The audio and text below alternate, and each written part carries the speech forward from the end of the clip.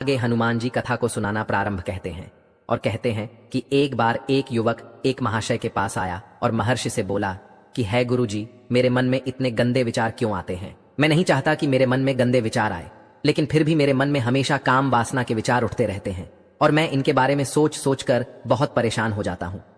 मेरी ऊर्जा और समय यह सब सोचने में ही नष्ट हो जाती है और इन सब के विचारों की वजह से मैं कभी भी शांत नहीं रह पाता और मैं हमेशा ही स्त्रियों को देखकर मोहित हो जाता हूं।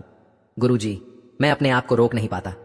महाबली हनुमान जी ने आगे कहा कि हे देवर्षि नारद जी। वह महर्षि मुस्कुराए और उन्होंने उस युवक से पूछा, क्या तुम्हें पता है यह काम वासना होती क्या है? उस युवक ने उत्तर दिया कि मैं यह तो नहीं जानता कि काम वासना होती क्या है, पर गुरुजी यह जो भी चीज है बहुत बुरी चीज है।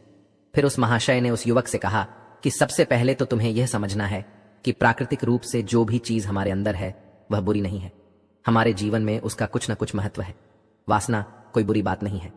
यह तो हमारे मन की एक भावना है जो हमें किसी न किसी चीज की कमी का एहसास करवाती है और फिर हम उस चीज को पाने के लिए उस चीज की तरफ आकर्षित हो जाते हैं। वह महाशय आगे उस युवक को कहते हैं कि हे युवक, जैसे अगर तुम्हारे पास धन की कमी है तो तुम में धन पाने की वासना उत्पन्न हो जाएगी। तो वासना कुछ और नहीं, बस एक प्रकार की कमी है जो एक प्रकार की जरूरत का एहसास दिलाती है, और जब यह जरूरत शारीरिक हो तो हम इसे काम वासना का नाम देते हैं। युवक ने महाशय को कहा कि गुरुजी, मुझे काम वासना का मतलब तो समझ में आ गया, पर आप मुझे यह बताइए कि यह आती कहां से है और कैसे आती है। हनुमान जी ने आगे कहा कि हे देवर्षि नारद जी। तब उस महर्षि ने कहा कि काम वासना कहीं से आती नहीं है, यह तो हमारे अंदर ही होती है और इसका होना तो जरूरी भी है। अभी तो मानव जाति का विस्तार होगा। अब उस युवक ने कहा, जब यह हमारे अंदर ही है और जरूरी भी है तो फिर लोग इसे गलत क्यों बोलते हैं? तरबूज महर्षि ने कहा कि यही तो समस्या है। लोगों ने काम वासना को गलत तरीके से सोच लिया है। इसे छुपाने की, दबाने की कोशिश करते हैं। काम वासना गलत नहीं है, बल्कि काम वासना का गलत तरीके से प्रयोग करना गलत बात है। लोग जिससे प्रेम करते हैं बस उसी के लिए जीने लग जाते हैं। उसे पाना ही उनका अपना मार्ग बन जाता है और उसी के बारे में हमेशा सोचते रहते हैं, पर यह सब गलत है। हनुमान जी ने आगे कहा कि हे देवर्षि नारद जी। महर्षि ने युवक से कहा, क्या तुम्हें पता है जानवरों में भी काम वासना होती है? उस युवक ने उत्तर दिया, हाँ गुरुजी, जानवरों में भी काम वासना होती है, क्योंकि जानवर भी तो आखिर अपने वंश को आगे बढ़ाने के लिए मादा के साथ व्याभिचार करते हैं। उस महर्षि ने आगे कहा कि हम जानवरों की काम वासना को गलत क्यों नहीं कहते? युवक ने कहा, गुरुजी, मुझे इस प्रश्न का उत्तर नहीं पता। युवा आगे कहता है कि महात्मा आप ही मुझे बताइए। तब महर्षि ने कहा कि जानवर अपनी काम वासना का प्रयोग आनंद प्राप्ति के लिए नहीं करते, वह तो सिर्फ संतान उत्पत्ति करने के लिए काम वासना का उपयोग करते हैं। जानवरों को प्रकृति ने इतनी समझ नहीं दी है कि वह काम वासना को अपने सुख का आधा बना सके। हनुमान जी ने आगे कहा कि हे देवर्षि नारद जी। वह महर्षि आगे बोला कि मनुष्य अपनी समझ के बलबूते पर प्रकृति में पाई जाने वाली प्रत्येक वस्तु को अपने सुख के लिए प्रयोग करता है। हम इंसानों ने ही काम वासना को अपने सुख का साधन बना लिया है, परंतु प्रकृति ने तो इसे हमें अपने वंश को आगे बढ़ाने के लिए दिया था, लेकिन प्रत्येक इंसानों ने इसे अपने जीवन का परम लक्ष्य बना रखा है और इस तरह से काम वासना का आ जाना गलत है। हनुमान जी ने आगे कहा कि देवर्षि नारद जी। युवक ने पूछा, महात्मा जी, यह काम वासना हम पर हावी क्यों होती है? यह हमेशा ही क्यों आ जाती है? तब उस महात्मा ने कहा कि सुनो, अब मैं तुम्हें एक कहानी सुनाता हूं, उसे तुम ध्यानपूर्वक सुनना। तुम्हें तुम्हारे सारे सवालों का जवाब तुमको मिल जाएगा, बस तुम्हें ध्यान से सुनकर समझना है। युवक ने कहा, ठीक है गुरुजी। वह महर्षि आगे कहता है, एक बार की बात है, एक आश्रम में एक गुरु और उनके शिष्य रहा करते थे। सभी बच्चे रोजाना आश्रम के बाहर स्थित देवरिया नामक एक गांव में भिक्षा मांगने के लिए जाते थे। महाबली हनुमान आगे कहते हैं कि वह से उस युवक से आगे कहता है कि उसी आश्रम का एक शिष्य जिस गांव में भिक्षा लेने जाता था, उसी रास्ते में एक नदी मिलती थी। एक दिन उसने देखा कि एक युवक वृक्ष के पीछे छिपा है। वह उस युवक के पास गया और उससे जाकर बोला, भाई, तुम इस वृक्ष के पीछे छिपकर क्या देख रहे हो? तब उस पेड़ के पास छुपे हुए युवक ने कहा, अरे तुझे नहीं दिख रहा क्या कि मैं क्या देख रहा हूं? तब शिष्य नदी की ओर देखा तो वहां पर कुछ युवतियां पानी भर रही थीं। तब उस शिष्य ने उस युवक से कहा, अरे भाई, वहां पर तो युवतियां पानी भर रही हैं, इसमें छिपकर देखने वाली क्या बात है? युवक शिष्य की तरफ देखकर कहने लगता है, अरे पागल, तुम्हें दिखाई नहीं दे रहा क्या कि कैसे यह औरतें नदी से पानी निकाल रही हैं? जरा उनकी अदाओं को तो देखो, उनके कोमल शरीर को देखो, उनकी पतली कमर मटके को उठाते समय बलखाती चाल को तो देखो, और उनके बाल उनकी कमर पर कैसे लहरा रहे हैं। मानव सुंदरता बिखरी हो। शिष्य ने फिर नदी की तरफ देखा और इस बार वह इसे देखता ही रहा, परंतु अभी तक उसे तो कुछ भी नजर नहीं आ रहा था और वह बिल्कुल निर्भय था। उसे किसी भी बात का कोई डर नहीं था। लेकिन अब वह छिप के उन युवतियों को देखने लगा। और जब वह छिपकर युवतियों को देख रहा था, तभी वह अचानक अंदर से अपने ही अंतर्मन से कांप गया और उसने कहा कि यह हमें क्या कर रहा हूं, मैं जो कर रहा हूं वह सही नहीं है, मुझे यहां से चले जाना चाहिए। और फिर वह जल्दी से वहां से चला गया। वह आश्रम पहुंच जाता है। महाबली बजरंगबली आगे कहते हैं कि देवर्षि नारद जी, वह जाकर अपने कार्यों में लग गया, लेकिन जो वह आज देखकर आया था अब भी वही उसकी आंखों के सामने बार बार आ रहा था। उसके मन में वही दृश्य चल रहा था। उसका मन वही सब कुछ देखने के लिए उतावला हो रहा था। उसका किसी भी काम में मन नहीं लग रहा था।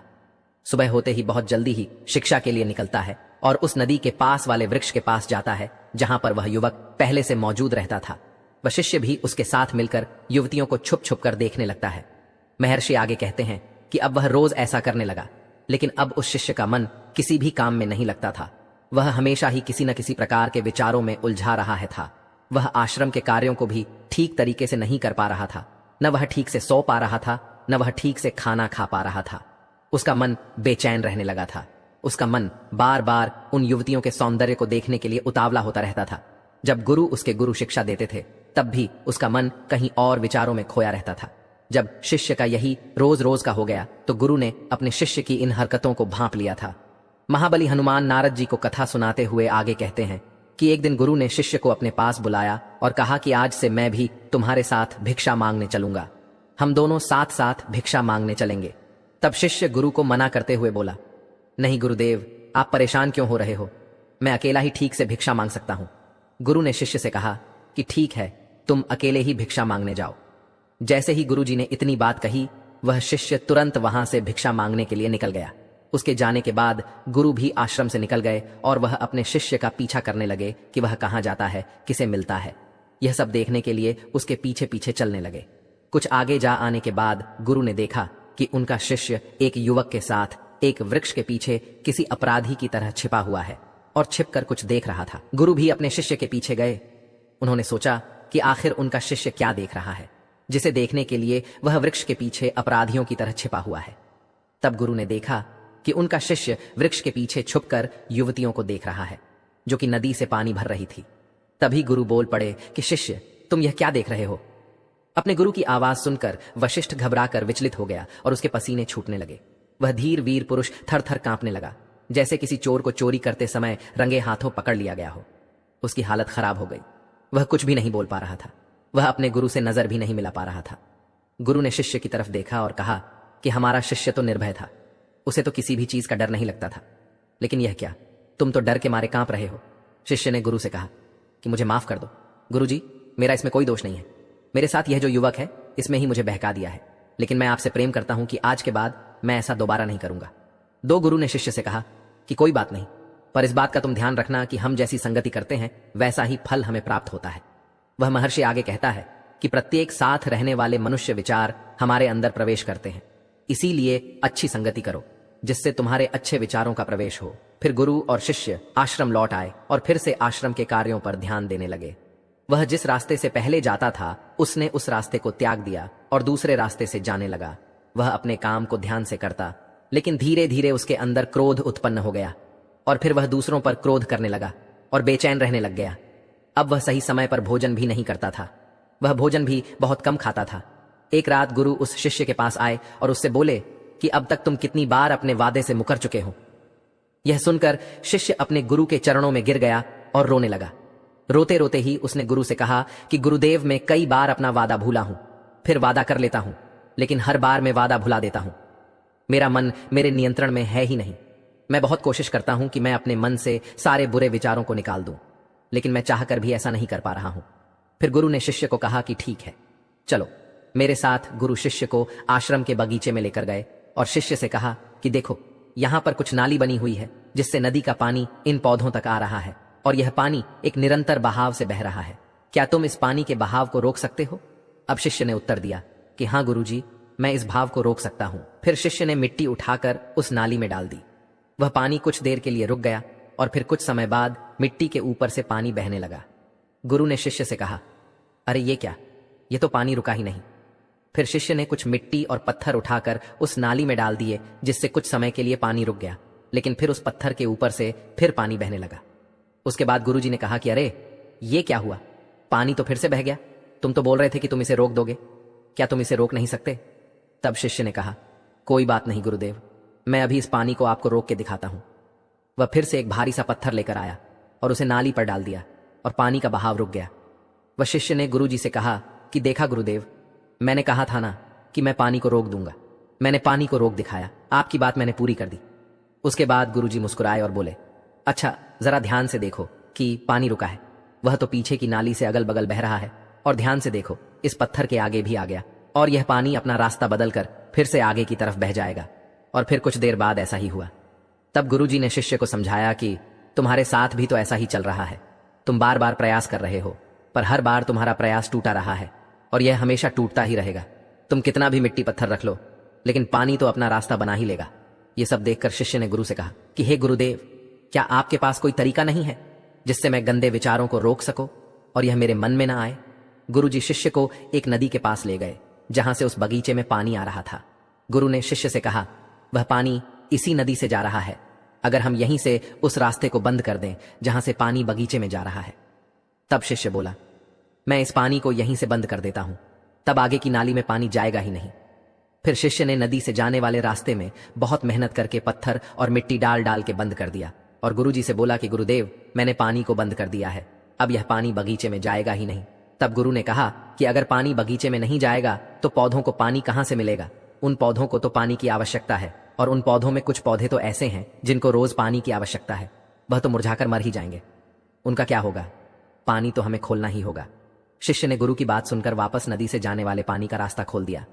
तब गुरु ने शिष्य से पूछा कि अगर हम इस नदी के पूरे पानी को बगीचे की तरफ कर दें तो क्या होगा?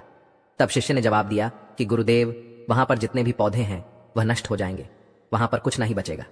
फिर गुरु मुस्कुराए और बोले, मैंने तुमसे यह सब जो करवाया तुमको समझ में आया कुछ? क्या तुम इस बात को समझ पाए हो कि हमें किसी भी चीज को रोकना नहीं है, बस हमें हमेशा संतुलन बनाए रखना है। कम पानी से भी पौधे नष्ट होते हैं और ज्यादा पानी से भी पौधे नष्ट होते हैं। हमारा जीवन संतुलन सही चलता है। गुरुजी ने शिष्य से कहा कि अगर मैं तुम्हें कहूं कि तुम आम के बारे में मत सोचो तो तुम्हारे मन में सबसे पहले किसका चित्र आएगा? शिष्य ने कहा कि गुरुजी, मेरे मन में तो पहला चित्र आम का ही आएगा। गुरु ने कहा कि जब हम गंदे विचारों को जबरदस्ती रोकने का प्रयास करते हैं तो वह और मजबूती के साथ हमारे अंदर प्रवेश करते हैं, इसीलिए हमें उन्हें कभी भी दबाने की कोशिश नहीं करनी चाहिए। फिर गुरु ने शिष्य को समझाते हुए कहा कि हमारे गंदे विचार बुरे लोगों की संगति करने की वजह से भी आते हैं। कई बार ऐसा होता है कि काम भाव हमारे अंदर होता ही नहीं है, लेकिन कुछ अश्लील लोगों के साथ रहने की वजह से यह हमारे अंदर हावी हो जाता है। फिर शिष्य ने कहा कि गुरुदेव, आप सत्य कह रहे हैं, मैं अपने मार्ग से भटक गया था। महर्षि उस युवक से आगे कहते हैं कि वह शिष्य उस रात बहुत ही चैन की नींद सोया। सुबह अपने कार्यों को पूरे मन से किया, और फिर सुबह वह भिक्षा लेने के लिए उसी रास्ते से गया जहां वह युवक आज भी वृक्ष के पीछे छुपकर उन युवतियों को देख रहा था। वह शिष्य नदी पर गया जहां वह युवतियां पानी भर रही थीं। उसने उनसे पानी मांगा, उनमें से एक ने उसे पानी पिलाया, और उस शिष्य ने उनके चरण छुए शिष्य को उन्होंने आशीर्वाद दिया कि तुम्हारा कल्याण हो। उसका मन सकारात्मक ऊर्जा से भर गया। उसके चेहरे पर मुस्कान आ गई थी, जैसे उस शिष्य को कुछ खोया हुआ वापस मिल गया हो। वह वापस अपने रास्ते से जाने लगा। तभी पीछे से वह युवक आ गया जो वृक्ष के पीछे छुपा हुआ था। वशिष्ठ के पास आया और बोला कि अरे भाई, क्या बात है, आज तो तुमने नजदीक से दर्शन कर लिए, तुम तो मुझसे भी आगे निकल गए। तब शिष्य ने कहा कि हम हमेशा दूसरे के दर्शन करने में ही व्यस्त रहते हैं, अपने दर्शन कर ही नहीं पाते। तुम कब तक इस वृक्ष के पीछे छूटते रहोगे? किसी को पसंद करते हो तो उससे कह दो, अगर वह भी तुम्हें पसंद करती है तो शादी कर लो, और उससे पहले तुम कुछ बन जाओ, अपने आप को पहचान लो। ऐसे अपना समय बर्बाद मत करो। फिर वह युवक रोज उस शिष्य से मिलने लगा, और उस युवक ने नदी पर जाना त्याग दिया, और फिर वह युवक अपने जीवन में कुछ बनने के लिए संघर्ष करने लगा। अब महात्मा महर्षि ने एक युवक का मार्गदर्शन किया, और गुरु की वजह से एक शिष्य और एक और युवक के मन की वासना समाप्त हो गई। अब महाबली बजरंग बली ने कहा कि हे नारद जी, अब तो आपको सब